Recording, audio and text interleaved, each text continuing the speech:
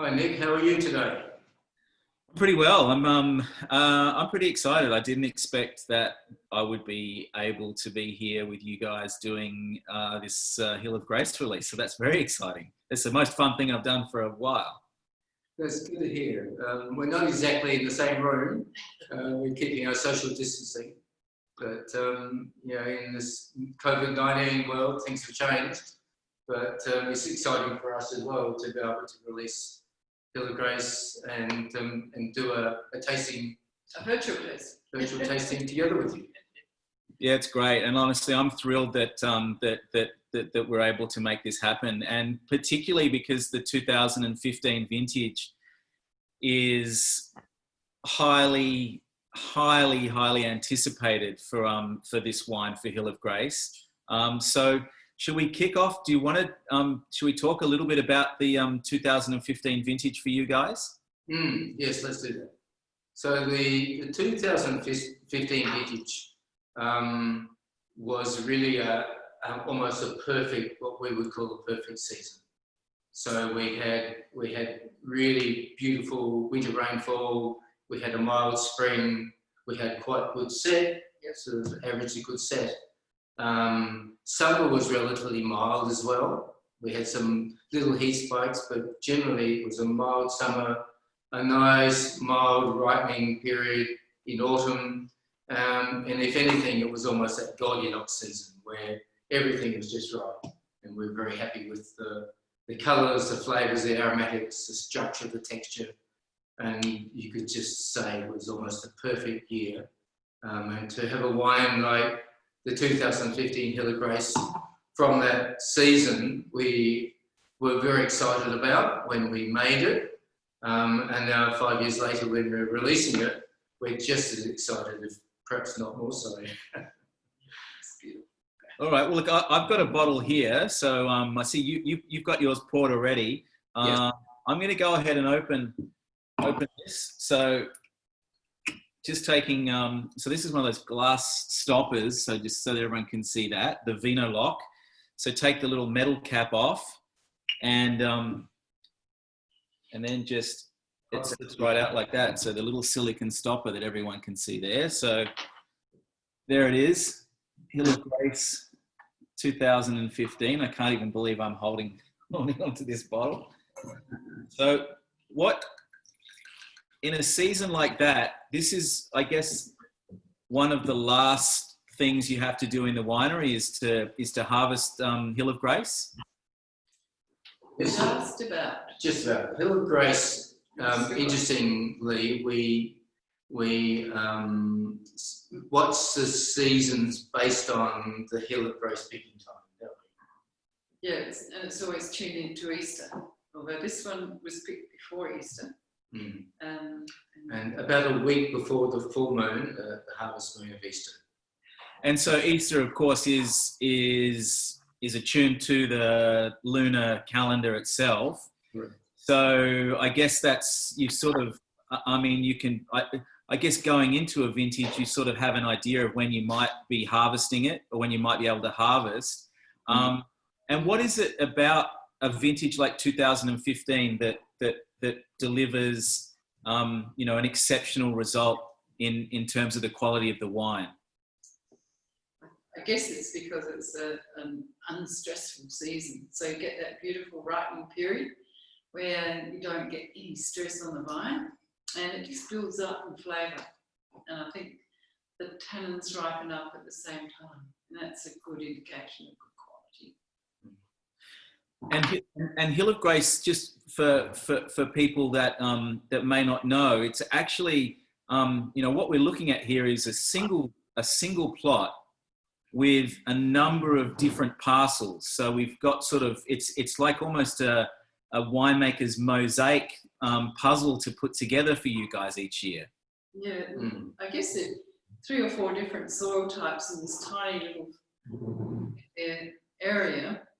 And I think that gives us that span. So you start off picking one block, then you move gradually down into the grandfathers on the heavier soil. So it gives you, a week to week and a half picking range. Yeah, so it's quite interesting. the influence of the soil on the ripening pattern. So those sort of changes from the sandy loam over clay soils into the more deeper silts changes the ripening. So up on the shallower soils, we tend to have smaller berries and more intensity of flavour, and perhaps a little bit more black pepper as well, and a little bit more sage spice. But as you go down into the deeper soils, where the grandfather's vines and post office block 1 vines are, the oldest vines in vineyard, they're the ones that seem to show this lovely fragrance of five spice, that exotic aroma we describe as a five spice sort of aroma. And it's just something that gives Hill of Grace its real sense of place, that really beautiful, exotic, fragrant, spicy character. All right, well, let's have a taste. And it's interesting with all those parcels, because one of the things I think that always sets Hill of Grace apart is this layering and this sort of this depth, this complexity, everything, you know, always very seamlessly integrated. But it's a wine that has many layers in terms of the way it smells, the way it tastes, and also the sort of the tannin structure. So let's have a taste. I mean, spice is really the first thing that leaps out, and then, as you say, those sage-like herbs. Those characters seem pretty strong in this 2015 vintage. It's very distinctive. It's very fragrant, and to think it's 5 years old and it still looks quite youthful in its expression of fruits and spices. Okay. Whoa. On the palate, I've just taken a mouthful of that. It's got phenomenal length. That's the first thing. My mouth is watering. You can hear me almost trying to talk through it. The tannin structure in this wine is something that I'm trying to think. I don't know that I've seen a young Hill of Grace with quite this level of tannin structure. It's formidable. It's good coming from the 12, 13, 14, where you see a very different tannin structure up to the 15. And yeah, it's just beautiful in the mouth. And I think it's quite structured. Yeah, it's the maturity of the tannins. So they taste mature. They're very textural. They're very velvety. But there's a lot of them there. They're very fine. It's a wine that has there's fineness, there's precision, but there's power within all of that as well. And it builds, you know, in a very sort of seamless way through the palate, you know, and it keeps building. It keeps like growing out and growing up, and it just keeps growing in size and really sort of then explodes out of the finish in a way that it tastes incredibly youthful, as you say, for a wine of 5 years of age. It's a real baby of a wine, but a wine of real presence. Yeah. I think, you know, it's probably one of those vintages that comes along maybe once a decade or so, where all the pieces fit into place and you end up with a really beautiful expression of that vineyard side. Even just in the glass, it's starting, and I'm seeing pepper, of course I'm seeing blackberry, and I'm seeing some sort of plum characters. It's starting to reveal itself. It's a wine, you know, like as we've just opened it here now to taste and to get that initial impression and to hear the vintage. It's a wine that certainly I'm going to go away now and put this into a decanter and sit and study and just really get to know. Because it feels like there is just so much packed into this one bottle of wine. The wine has a lot to say. Have you looked at some bottles, you know, over a few hours? We have. Usually when we're tasting, we'll take a bottle home for dinner, and we'll have a look at it for dinner, you know, that night. and we'll keep it in the fridge and open it up again the next day, and just keep following it through over 3 or 4 days, and watching the pages open and reveal themselves as the wine's developing. It's amazing how long it lasts. It's incredible. I can only imagine. Well, look, I'm looking forward to doing that. What have you think? I mean, in terms of when people should think about drinking the Hill of Grace 2015, we're now in 2020. What's your sort of suggested time that people should start thinking about opening a bottle? Generally, when I tend to think when the wines are maybe 10 years old, so in another 5 years' time. But I can understand why people would be hesitant to wait that long. It's such a beautiful balance and structure. And it looks so balanced now. I mean, it does look youthful, but it's so approachable. Yes. I think you want to buy a dozen and you want to open a bottle every year or 2 years and just follow it through, as we used to do in the old days. It's certainly a collector's wine. It's a wine that you do want to put in the cellar and have the opportunity to look at, from a number of different points in its evolution. So, I'm looking forward to doing that over the next couple of hours, maybe, for the rest of the day and maybe even tomorrow. And I like this wine so much I kept the bottle. This is the Hill of Roses 2015. I just wanted to talk about, because I didn't get the chance to speak to you guys about this wine yet. So, Prue and Stephen, do you want to maybe just explain for us what this wine is? Yeah. Well, in this little block, it was planted in 1989, and it was a selection of the grandfathers.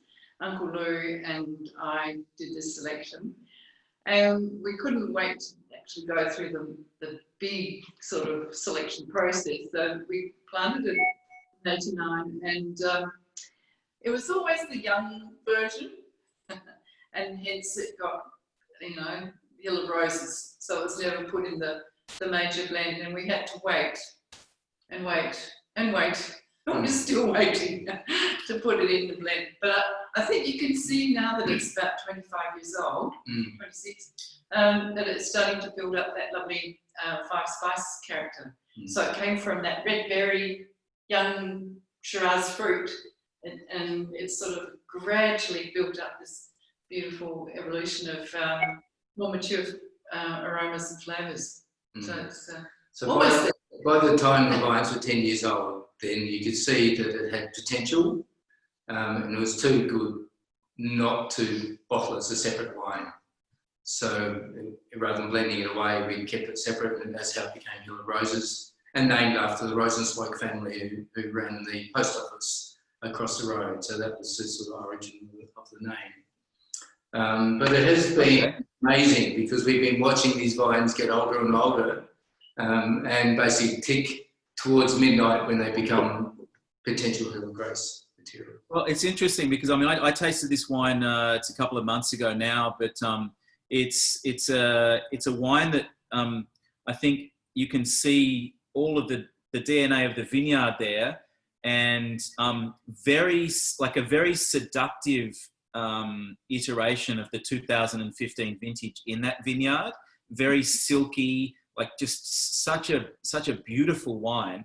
And for me, it has the DNA. And then I guess I look to Hill of Grace as perhaps has greater dimension than, and that's the sort of the difference. It is really it's like a prodigy, it's like the offspring of this wine here.